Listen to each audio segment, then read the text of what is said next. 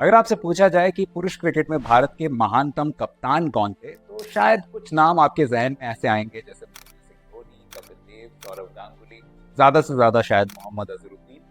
लेकिन आज मैं आपको बताऊंगा ऐसे एक बहुत दिलचस्प शख्सियत के बारे में जो स्वतंत्र भारत के पहले सफल कप्तान थे, जिन्होंने भारत को भारत के बाहर टेस्ट मैच में जीत दिलाई। मैं बात कर रहा हूं मंसूर अली खान यानी टाइगर पटौडी का, जो कि 21 वर्ष के आयु में सबसे युवा कप्तान बने थे टेस्ट क्रिकेट में।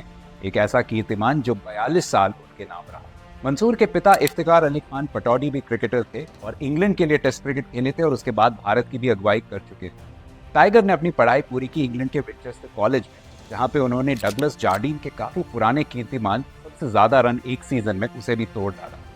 हालांकि जब वो 21 साल के भी नहीं हुए थे, तब एक सड़क दुर्घटना में उनका दायां जो आंख था वो पूरी तरह से बिगड़ गया।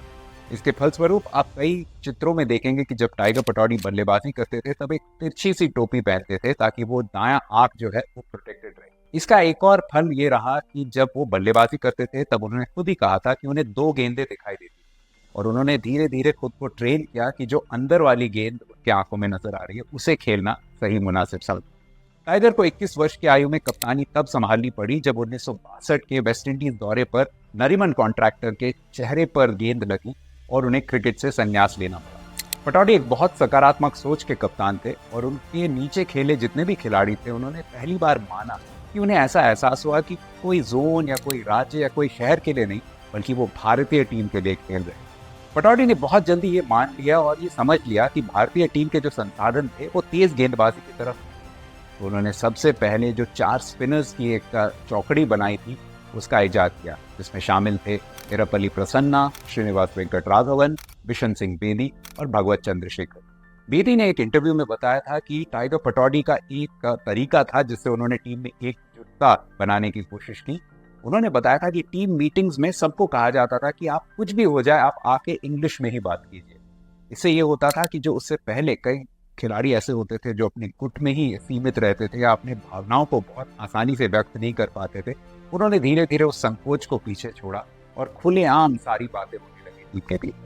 1968 में टाइगर पटौडी की कप्तानी में भारत ने न सिर्फ अपनी पहली टेस्ट मैच जीती अपने देश के बाहर न्यूजीलैंड में, बल्कि उस सीरीज को भी 3-1 से अपने नाम कर दिया। इससे पहले हमेशा माना जाता था कि भारतीय टीम ऐसी थी जो घर पे अच्छा खेल लेती थी लेकिन घर के बाहर थोड़ी सी फिसड्डी थी। पटौडी के बारे में एक और बात प्रचलित है कि वो 1 नंबर के प्रैंकस्टर भी हुआ करते थे। इंग्लैंड में काउंटी चैंपियनशिप में वो ससेक्स की कप्तानी काफी कम आयु से ही करते रहे। वहां के तेज गेंदबाज थे जॉन स्नो। स्नो ने बताया कि काउंटी चैंपियनशिप मैच से पहले पटौडी थोड़ी सी देर से मैदान में पहुंचे थे। तो उन्होंने बताया कि देखिए, मैं एक सड़क दुर्घटना में ग्रस्त हुआ था और उनके काफी शरीर में कई जगहों पर पट्टियां लगी थी। तो जाहिर सी बात है कि उनके टीममेट्स जो है वो थोड़ी सी सहानुभूति महसूस हुई, लेकिन इसके बावजूद उन्होंने पहले ही दिन जबरदस्त शतक जड़ा और उसके बाद पता चला कि ये जो पट्टियां थी वो सिर्फ दिखावे के लिए थी, दरअसल उन्हें कुछ भी नहीं हुआ। अपने खेल जीवन के बाद पटौडी एक बहुत सक्सेसफुल कमेंटेटर भी रहे, एडमिनिस्ट्रेटर भी रहे, बल्कि आईपीएल के गवर्निंग काउंसिल के शुरुआती सदस्यों में से एक थे। और उन्होंने शुरुआत में ही बात की थी, जब कोई गड़बड़ हो रही थी उसके बारे में उन्होंने काफी स्वच्छंद तरीके से अपने इच्छाओं को जाहिर किया। मैं खुशकिस्मत हूं कि मुझे भी उनसे मिलने का मौका मिला था। 2003 में जब एडिलेड में भारत ने ऑस्ट्रेलिया को हराया था, तब मैं ESPN स्टार स्पोर्ट्स में अपनी पहली नौकरी में था।